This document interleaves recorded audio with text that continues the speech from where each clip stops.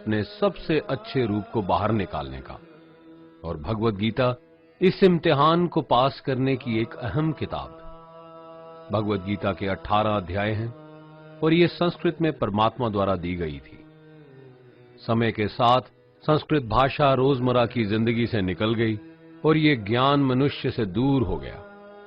समय समय पर भगवद गीता के साधारण अक्षरों में अनुवाद किया गया। इसी कोशिश को आगे बढ़ाते हुए आने वाले 9 मिनटों में भगवद गीता के कुछ अहम हिस्सों को अपने गुरु के आशीर्वाद से एक आसान रूप में मैं अपने 7 बिलियन भाई बहनों के चरणों में समर्पित कर रहा हूं।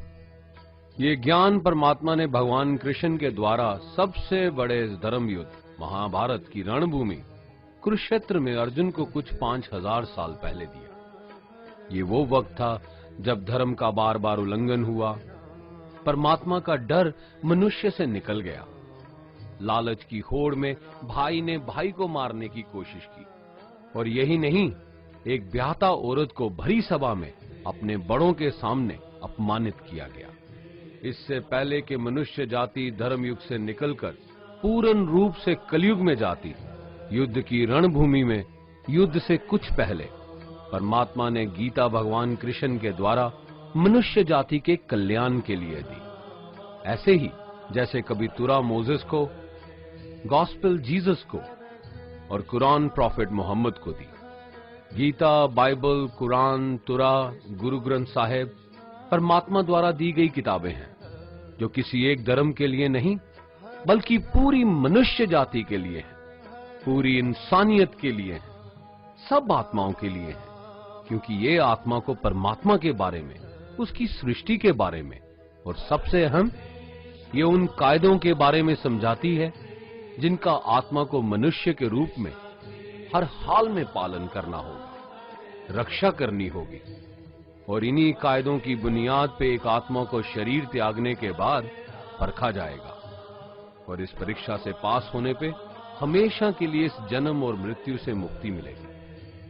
परमात्मा भगवद गीता में कहते हैं कि मैं ही सबकी शुरुआत हूं, मैं शुरू से भी पहले था और सब खत्म होने के बाद भी रहूंगा।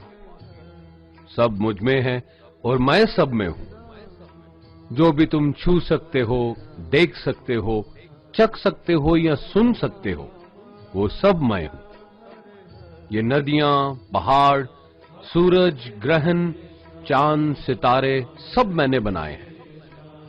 मैंने ही भगवान, शैतान, राक्षस और इंसान बनाए। मैं सर्वव्यापी हूं, सब में रहता हूं, सब में मैं हूं, मैं ही हूं। मैं ही ब्रह्मा बन के सब बनाता हूं और रुद्रा बन के सब नष्ट कर देता हूं। मैं ये सृष्टि यूं ही बनाता और तोड़ता रहूंगा ताकि आत्माओं को मौके मिल सके इस जन्म और मृत्यु से एक दिन मोक्ष पाने को, हमेशा के लिए परमात्मा के साथ रहने को। भगवद गीता कहती है कि इस सबसे बड़ी परीक्षा के लिए परमात्मा ने प्रकृति का निर्माण 5 तत्व हवा, अग्नि, जल, पृथ्वी और ईथर से किया, जिन्हें हम छू के, चख के, सूंघ के, देख के समझ सकते हैं। पर खुद परमात्मा इन 5 इंद्रियों की समझ से बाहर है। उन्हें आत्मा इन इंद्रियों से नहीं जान सकती। आत्मा 5 इंद्रियों के साथ वैसे ही है जैसे एक लोहे का रोबोट जिसे अपने बनाने वाले का कोई पता नहीं। अर्जुन को भी परमात्मा का विराट रूप देखने के लिए भगवान कृष्ण ने दिव्य नेत्र दिए। भगवद गीता समझाती है कि आत्मा अजन्मी है, इसे कोई मार नहीं सकता, कोई जला नहीं सकता, डुबा नहीं सकता, काट नहीं सकता। लेकिन आत्मा को परमात्मा के साथ हमेशा रहने के लिए ये परीक्षा रूपी जीवन में बैठना ही पड़ेगा। इस परीक्षा के लिए परमात्मा से बिछुड़ के आत्मा को पृथ्वी पे किसी न किसी रूप में जन्म लेना पड़ता है और 88 करोड़ योनियों को जीने और भोगने के बाद एक आत्मा को मनुष्य का शरीर और दिमाग मिलता है, इस सबसे बड़ी मर्यादाओं की परीक्षा में बैठने के लिए। हर मनुष्य को इस पूरी परीक्षा के दौरान तरह तरह की अच्छी और बुरी भावनाओं के चक्रव्यूह में अपने ही भाई बहन या मित्रों के साथ डाला जाता है, जिसमें हर आत्मा को अपने अंदर के तामसिक और राजसिक अवगुणों से निकल के सात्विक जीवन में प्रवेश करने के मौके मिलते हैं। हमारे तामसिक गुण वो हैं जो हमारे अंदर हीन भावना पैदा करके हमें खुद को उदास और नुकसान पहुंचाते हैं, और हमारे राजसिक गुण हमें ईर्ष्यालु और लोभी बना के दूसरों के प्रति नुकसान पहुंचा सकते हैं। इस परीक्षा के दौरान हर आत्मा को तामसिक और राजसिक गुणों को खत्म करके अपने सात्विक गुणों से परिचित होना पड़ेगा। सात्विक गुण वो हैं जो आत्मा को अपने आसपास की हर चीज से जोड़े और उन्हें प्यार करना सिखाते हैं। परीक्षा के दौरान हर आत्मा को जीवन के चारों स्तंभ धर्म, अर्थ, काम और मोक्ष का ज्ञान पाके ही मुक्ति मिलती है। यही वो द्वार हैं जिन्हें समझ के ही आत्मा परमात्मा को समझ सकती है। पहला द्वार धर्म का है और शेर इसका प्रतीक है।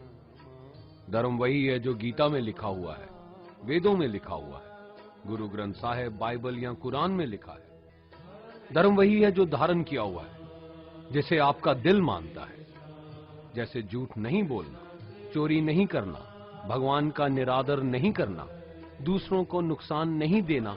यही सब धर्म है और हर आत्मा को अपने जीवन काल में हर समय धर्म का पालन करना होगा और उसकी रक्षा करनी होगी। दूसरा द्वार अर्थ का है और घोड़ा इसका प्रतीक है। हर आत्मा अपने हर जीवन काल में अपने पृथ्वी पे होने का अर्थ या मूल कारण समझेगी। इस जिंदगी में भोगने वाली चीजें और रिश्तों का आनंद लेगी। अच्छा बेटा या अच्छी बेटी, अच्छा भाई या अच्छी बहन, अच्छा पति या अच्छी पत्नी बनके हर दुनियावी रिश्ते पर खरी उतरेगी और इस परीक्षा को पास करेगी। तीसरा द्वार काम का है। भगवत गीता समझाती है कि हर मनुष्य के अंदर काम, क्रोध, लोभ, मोह, अहंकार और ईर्ष्या जैसी 6 भावनाएं हमें अपने और दूसरों के प्रति नुकसान पहुंचा सकती हैं। इन भावनाओं को हर मनुष्य को हमेशा अपने नियंत्रण में रखना होगा, क्योंकि इनके बहाव में किया हुआ कोई भी काम हमारे जीवन भर की परेशानी का कारण बन सकता है और एक आत्मा संतोष और सादगी से इन भावनाओं पे हमेशा के लिए विजय पा सकती है। चौथा स्तंभ मोक्ष का है और हाथी इसका प्रतीक है। इस परीक्षा रूपी जीवन में हर मनुष्य हर समय कुछ इच्छाएं रखता है। कुछ इच्छाएं एक ही जन्म काल में पूरी हो जाती हैं, पर कुछ अधूरी रह जाती हैं और उनके पूरा होने के लिए आत्मा को वापस पृथ्वी पे आना पड़ता है। भगवत गीता समझाती है कि हमारी इच्छाएं ही मूल कारण हैं हमारे पृथ्वी पे वापस आने का, और अगर हम कोई भी इच्छा ना रखें तो हम इस जीवन और मृत्यु से मुक्त हो सकते हैं। ये द्वार माफी का भी है। जिन्होंने आपके साथ बुरा किया उनको माफ करके और जिनसे आपने बुरा किया उनसे माफी मांग के मुक्ति पाई जा सकती है। जब तक आत्मा इन चारों दरवाजों धर्म, अर्थ, काम और मोक्ष को समझ नहीं लेती, तब तक आत्मा को बार बार इस मनुष्य रूप में आना ही पड़ेगा। परीक्षा का समय खत्म होते ही आत्मा शरीर और अन्य सब वस्तुओं का त्याग कर देती है। जो भी संसार में रहकर बनाया वो अब किसी और का होगा और आत्मा अपने कर्मों के फैसले के लिए चली जाती है। आत्मा के अच्छे बुरे कर्मों का हिसाब होता है।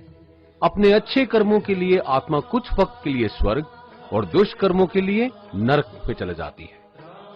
नरक में आत्मा को अपने पापों के अनुकूल सजाएं मिलती हैं, पर सजा खत्म होने के बाद आत्मा को फिर से एक नया शरीर और नया दिमाग मिलता है इस परीक्षा में फिर से बैठने के लिए।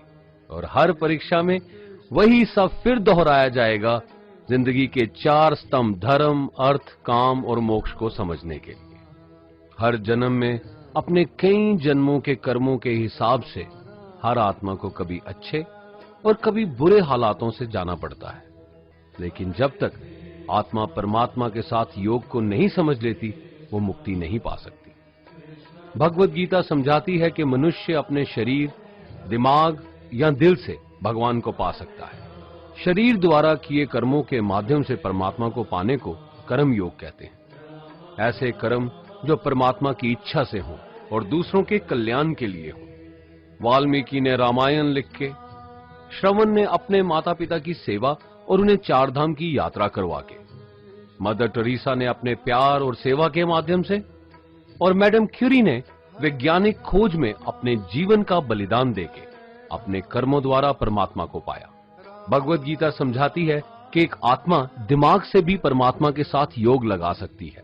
इसे राजा योग कहते हैं, क्योंकि दिमाग या मस्तिष्क सब इंद्रियों का राजा है। एक मनुष्य अपनी आस्था, सांस प्रणाली, आसन, अभ्यास, साधना और तपस्या से परमात्मा को इस योग के रास्ते पा लेता है। इस योग को समझने के लिए हमें अपने अंदर की एनर्जीज यानी चक्रा और कुंडलिनी को समझना पड़ेगा। आत्मा मस्तिष्क से मेडिटेशन या ध्यान लगा के परमात्मा के साथ योग लगा सकती है। शंकराचार्य, स्वामी परमहंस, स्वामी विवेकानंद और उनके जैसे कई योगी इस योग के रास्ते परमात्मा के साथ संधि लगा पाए।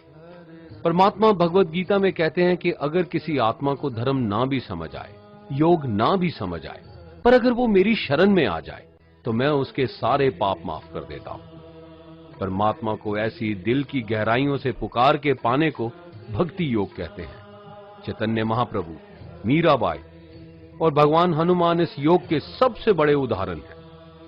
लेकिन कभी आत्मा अपने होने का मूल कारण भूल के धर्म का उल्लंघन करे या पाप के रास्ते पे निकल जाए तो उसे ठीक करने के लिए परमात्मा खुद किसी रूप में पृथ्वी पे जन्म लेते हैं। आइए श्री भगवत गीता, गुरु ग्रंथ साहिब, तुरा, बाइबल, कुरान या ऐसी किसी भी दीनी किताब को पूरा पढ़ के इस जिंदगी के असली मायने समझें और परमात्मा के साथ योग लगाएं। अगर आपने इसे पसंद किया तो इसे औरों को बांटिए ताकि सब आत्माएं अपने यहां होने का मूल रूप समझ सकें और इस जन्म और मृत्यु से मुक्ति पाके हमेशा परमात्मा के साथ रह सकें।